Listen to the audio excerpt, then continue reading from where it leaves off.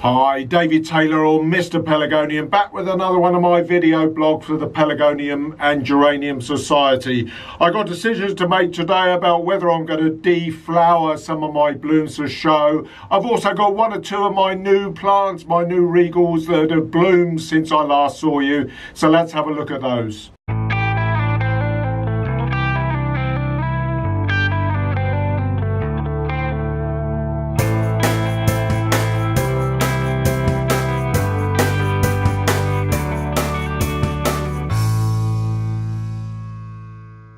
Okay, well, it's good to see you again. Now, it's 3 weeks to go to the national show. I'm filming this on Friday, the last day of May 31st. I've got to make a decision today whether I'm going to take any open blooms out that will almost certainly within 3 weeks go over. They won't be sort of suitable for showing in 3 weeks' time. And I'm going to just give you an indication as to what the reasons might be that you sort of hold on to them, or what the reasons might be that you take them out. So let's have a look at those. Right, now another thing, of course, that I probably am going to concede is that I am not going to have any plants ready for the show at Bristol, which is just a week away. I have got nothing at all that will be ready for that. Maybe one dwarf, which I can just see here, which is very close. This in a week's time will probably not be too bad, but I'm certainly not going to get up early just to take one plant to a show. And I've got decisions to make as well about whether I now defoliate this bloom for 3 weeks. One of the things that you need to decide are firstly whether they're single or double, because doubles in general last a little bit longer. And I will have a decision to make over this dwarf, because certainly the florets in the middle will almost certainly need to be taken out. Now, Pelargoniums, double zonals, as in this case, all sort of rise up from the base. You have the individual little florets that sort of pull up and flower from the base. So as the middle ones die, the lower ones underneath sort of grow up and surround the bloom. Now, I will probably, what I'm going to do here is take out just a few of the middle blooms on these open heads, and then there'll be plenty of room for new florets to come up underneath and close up the gap that I will create. And that's how we do the sort of deflowering, if you like, for the plants for show. On the other hand, Regals are a slightly different kettle of fish, because they're single, and singles generally don't last as long as the doubles do. Now, you can see this is probably one of the most advanced plants that I've got in terms of my Regals. I can't see anything more in terms of Regals, which are mostly down this end, has got anything more flower than this particular version of Lilac Elaine. Now, one of the things that you sometimes do get are advanced, what I call sort of advanced blooms or pre-blooms, and they are basically surrounded by the lower leaf, the lower petals, and they're going to be taken out. And I think in this case, because this particular small head, which has only actually got 4 florets on it anyway, is virtually entirely full of these sort of pre-blooms, I'm going to snap that off. So that one's gone. And you can see what I mean by that. There is a full bloom. This is a plant called Lilac Elaine. There's the full bloom. It's got the darker uppers, whereas this one is just so all lower petals. It's interesting how they form, but just early in the season you sometimes get that particularly only really on the Regals. Sometimes the Angels as well, which have got a similar structure bloom, obviously much smaller. But so I've taken that one out. Now this has got one head remaining and another one that's just come out there. I will probably risk keeping that on. None of my other Regals have got, well, with one exception of just one open bloom that's open today, and that's this one. This is a small example, actually. It's not a very good example, but this is Elsie Taylor, actually. This is the one named after my mother that was released last year by Fibrex, just beginning to come out. This is quite a young plant, actually. It's not really ideally big enough for show, but it's got a good shape. It's relatively small though, that's the only thing. I've got some better examples underneath, and that's another thing I've actually done. Because the weather's slightly warming up now, we're just about to get into June. Anything that I think is really going to be potentially a good one has now been put underneath a bench, because I've got plenty of room, there's plenty of light, but I don't want them to get overheated and scorched, particularly Regals in this month of June. But most of my others are still up here because I want to force them on a bit. So in terms of the actual plants blooming, I need to, certainly for my Regals, I need to push them on a bit. Right, so these are the ones here. You can see that a number of them are pretty behind. I mean, this is a really good shaped plant, but there's very little bloom beginning to break through. There is some bloom coming on that one. That's Richie, actually, which I got all my seedling plants from last year. Just beginning to come. You can see it's got a white, it's mostly white with a little pink flash. That's a seedling, a magnum seedling, which has got a really nice bloom, and that's looking pretty promising. But again, the buds are only just beginning to break the surface, so I want to force that. There's the one we just saw. It's not got a brilliant shape, actually, this. It's got one or two longer stems. There's nothing I can do about that. That's debatable whether that's going to get be good enough for show anyway, to be honest.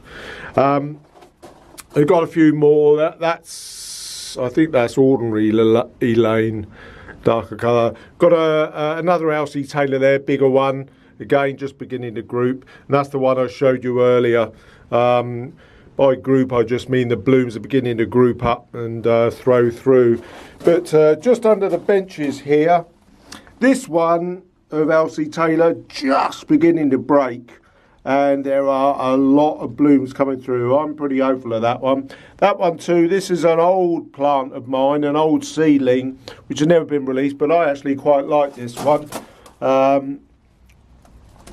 There we go, that's, it's never been given a name, but that's actually looking pretty good. I did fairly well at the shows with that about 3 years ago, that particular plant. I don't know it's actually that one, but it's got a lot of promise and a lot of bud on this.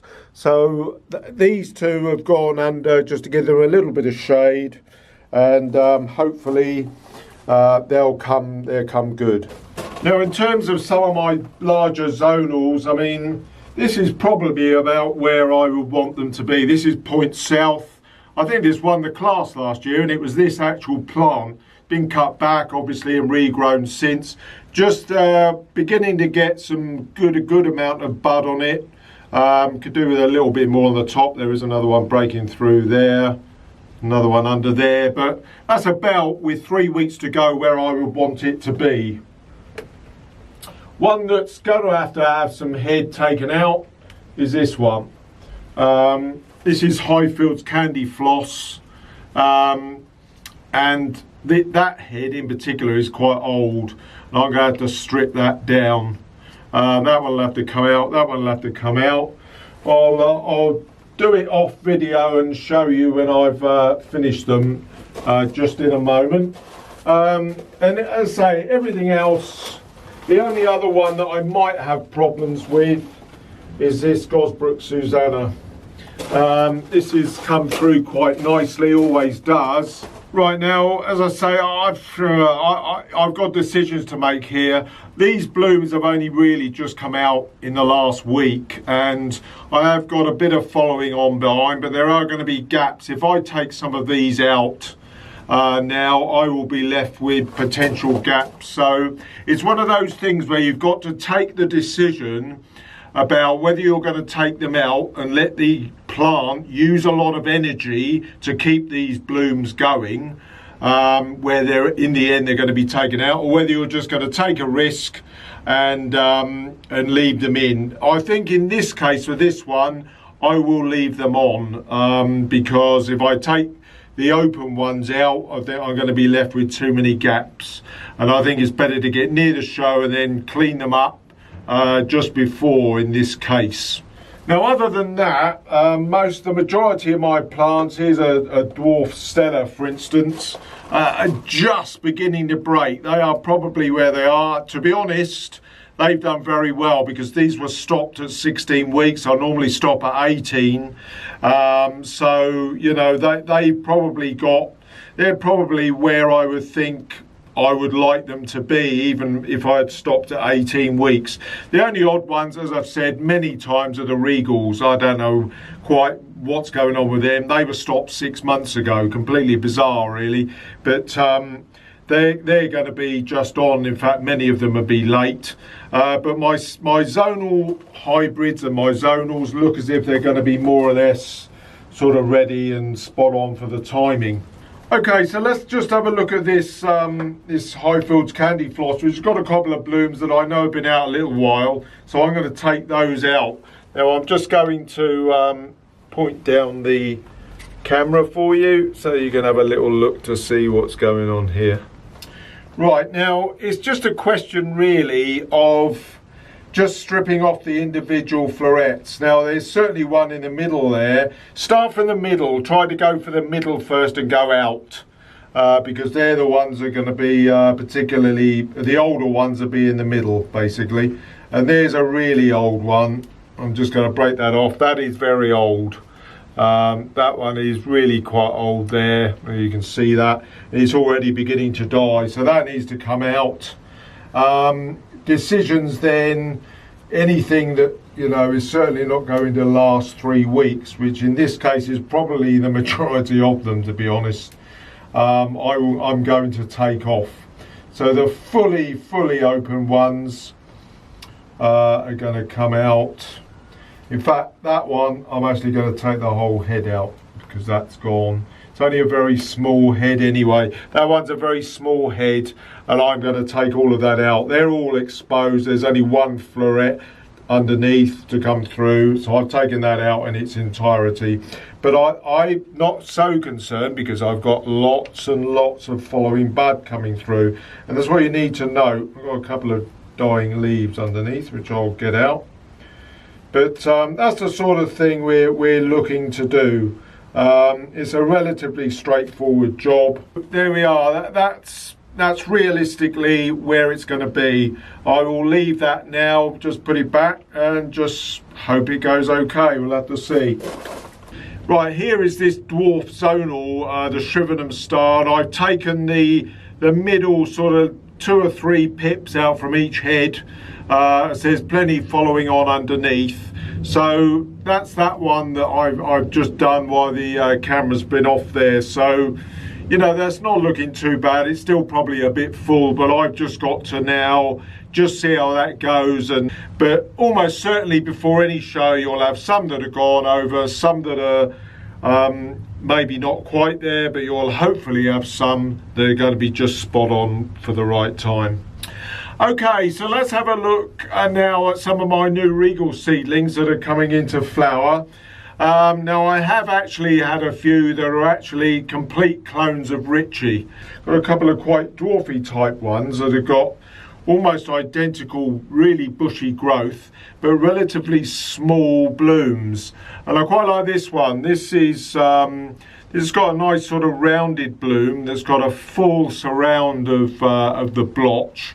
There's a number of florets out, so it's not what you would call a sort of, you know, one of these early blooms that's just surrounded with lower blossom colour. But that's quite nice. That is a very, very bushy plant, and I think that might have some promise.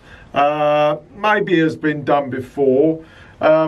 Another one that probably almost certainly has, and there's a group of Oriental Regals that were bred by a chap called Brian Dixon, and this is almost identical to one of them. This has got circular red spots. This is Richie. This was crossed with Zophia Pope, and this has got a fairly uniform head, and a relatively neat sort of, well, almost deep beetroot blotch on each of the petals. Quite a nice bright bloom, nice white.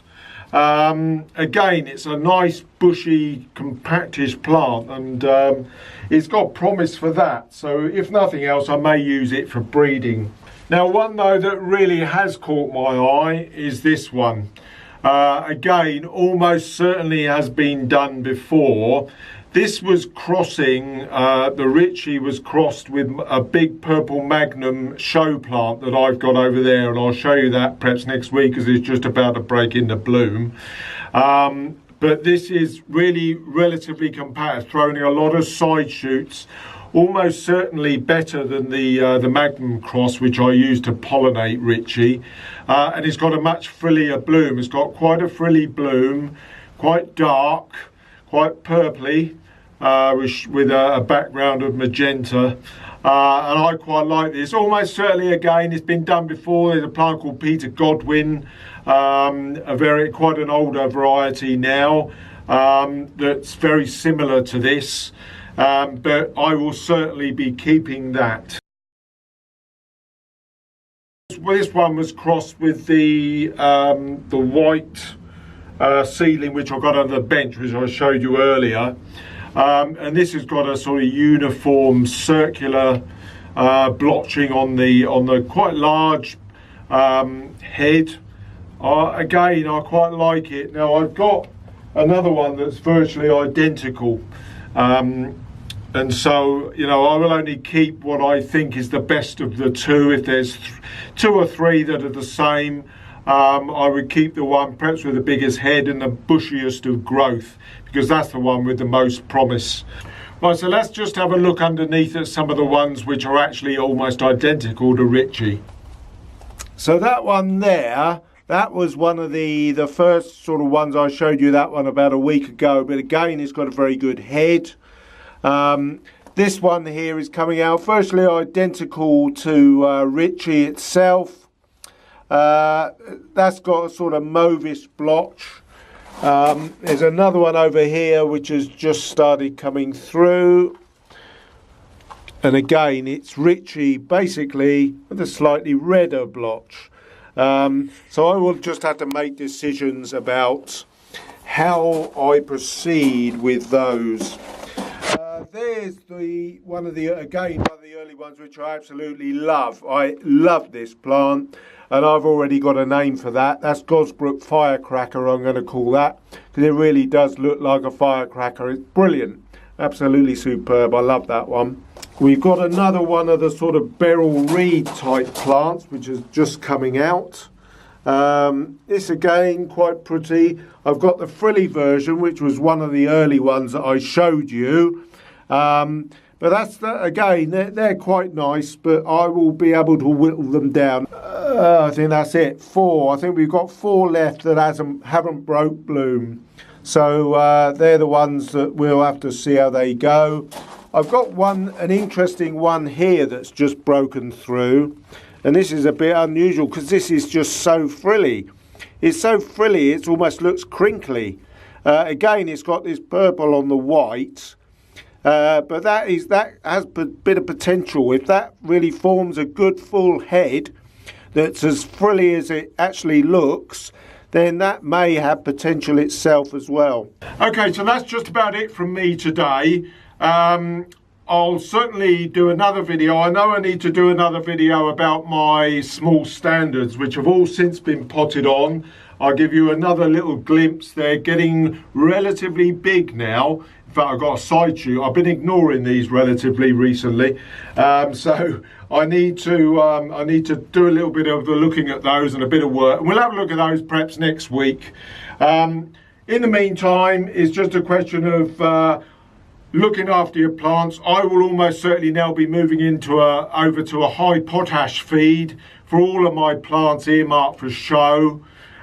Because the potash just gives a boost to the blooms, but it also firms up the plant. It gives a bit of strength to the plant and a bit of strength to the actual stems, because they've got to hold those blooms up and it also gives it a little bit of strength, of course, when you're transporting them to shows. But so that's something to bear in mind. But in the meantime, happy growing, and I'll see you again soon.